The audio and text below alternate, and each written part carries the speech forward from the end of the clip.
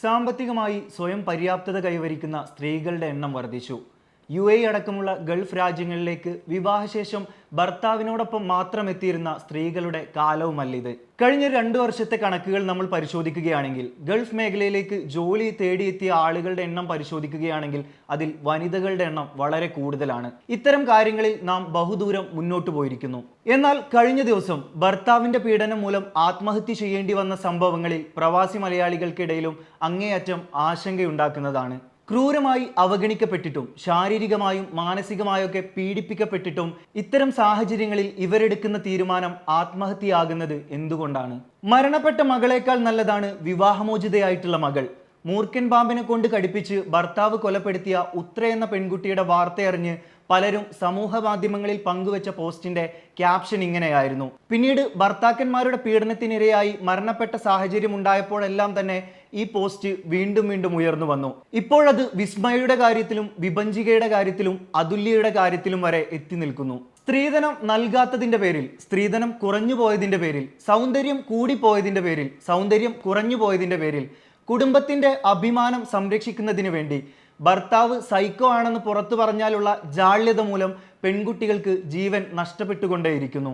മരണശേഷം ഭർത്താവിന്റെ വീട്ടുകാരെ കുറ്റപ്പെടുത്തി അവർക്കെതിരെ ആരോപണങ്ങൾ നിരത്തി തെളിവുകൾ നിരത്തി ഭാര്യ വീട്ടുകാരെത്തും.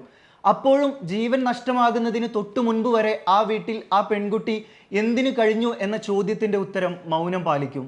ഉയർന്ന വിദ്യാഭ്യാസമുള്ള, ജോലിയുള്ള, കാഴ്ചപ്പാടുള്ള, പരിഷ്കൃത സമൂഹത്തിൽ ജീവിക്കുന്ന സ്ത്രീകൾക്ക് പരിഹാരം ആത്മഹത്യയായി മാറുന്നത് എന്തുകൊണ്ടാണ്? ഒരു ഇറങ്ങിപ്പോക്ക് അവർക്ക് സാധ്യമാകാത്തത് എന്തുകൊണ്ടാണ്? വിവാഹമോചനത്തെ ഒരു കുറ്റമായും നാണക്കേടായും കാണേണ്ടി വരുന്നത് കൊണ്ടാണോ? ഭർത്താവിൽ നിന്ന് ക്രൂരമായിട്ടുള്ള പീഡനങ്ങൾ ഏറ്റുവാങ്ങുന്നുണ്ട് എന്ന് രക്ഷിതാക്കളോട് പറയുമ്പോഴും രക്ഷിതാക്കൾ അവിടെ തന്നെ തുടരാൻ പറയുന്നതിന്റെ കാരണം എന്താണ്? സ്വന്തം ജീവിതത്തിൽ ശരിയായ ഒരു തീരുമാനമെടുത്താൽ സ്ത്രീയെ അഹങ്കാരിയും സ്വാർത്ഥയുമാക്കുന്നത് എന്തുകൊണ്ടാണ്? ഇങ്ങനെ ചോദ്യങ്ങൾ നിരവധിയാണ്. നമ്മുടെ സമൂഹം കുടുംബത്തിന് കൽപ്പിക്കുന്ന പ്രാധാന്യം വളരെ വലുതാണ്.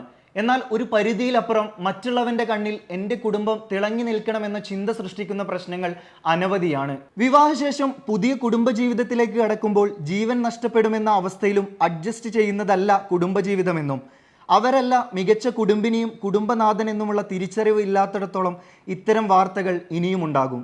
വിവാഹമോചനത്തിന് ശേഷമോ ഒറ്റയ്ക്കോ ജീവിക്കേണ്ടി വരികയാണെങ്കിൽ നേരിടേണ്ടി വരുന്ന ചോദ്യങ്ങളെ, നോട്ടങ്ങളെ, അരക്ഷിതാവസ്ഥയെ നേരിടേണ്ടി വരുമെന്ന ഭയം കൊണ്ട് ജീവിക്കുന്ന പെൺകുട്ടികൾ ഇന്നുമുണ്ട്. ഇത്തരം കാര്യങ്ങളിൽ അവരെ ചേർത്ത് പിടിക്കേണ്ടത് രക്ഷിതാക്കളാണ്. 2020 റിലീസായ ദപ്പഡ് എന്ന ബോളിവുഡ് ചിത്രം വലിയ ചർച്ചകൾക്ക് വേദിയൊരുക്കിയതായിരുന്നു.